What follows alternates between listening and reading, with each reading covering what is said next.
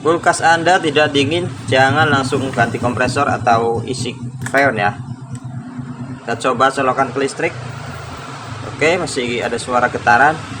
Pegang pipa yang sebelah kanan, masih hangat ya, berarti menandakan freon masih ada. Oke, kemungkinan ada masalah di penyumbatan.